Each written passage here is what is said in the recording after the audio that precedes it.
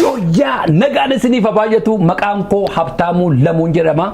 Dura dursee miseensota adda bilisummaa Oromoo deeggartootaaf uummata Oromoo hundaan baga hundeeffama adda bilisummaa Oromoo waggaa 50ffaa ittiin isin ga'een jedha.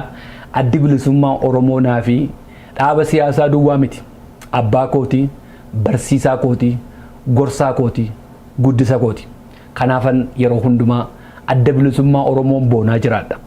Adda bilisummaa Oromoo sirriitti kan hin baree sagaltammoota keessa naman baay'ee jaalladhu, naman baay'ee kabaju sirba koo keessatti illee maqaasaa dha'ee weeddiseef. Beegii buutee kuburmaaf hin deemne lafa seenaa maaliif hin daawwanne ganda Abdurrahiim shaambal goobanaan cootee nyaanna buna galaa darraa keenya baana Abdurrahiim nama seenaa galma dhugaaf du'e jaalalaaf tokkummaa nuuf qara'e achi kaanee wallaggaa guutuun waliin daawwanna seenaa dhalootatti dabarsina.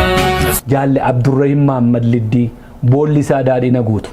Jaalle Abdurrahiim Mahammad haasaansaa, afiroonsaa, dubbannaansaa, sabboonummaansaa, hidhannoon mudhii isaa irra jiru baay'ee na hawwate akka isaa ta'uun barbaadan ture.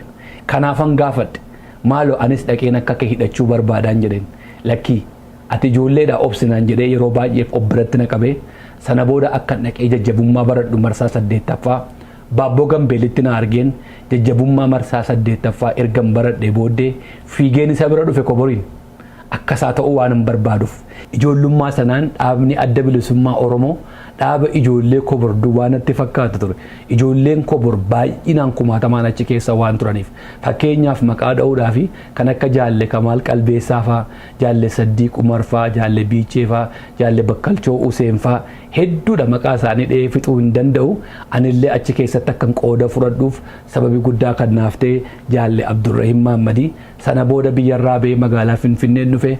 Magaalaa Finfinnee barumsan adda bilisummaa Oromoo keessatti baradhe jajjabummaa sanaan artistoota Oromootiif waardiyaa ta'ee yeroo dheeraaf waliin socho'aa turen biyyarraa ba'ee sirba biyya alaa kana dhufeen jalqabe waan ta'eef seenaa artiitiif adda bilisummaa Oromoo kana baay'inaan waan hin beekneef hammuma kanan irraa jedha irra deebi'een bagattiin isin ga'een jedha fayyaa ta'a.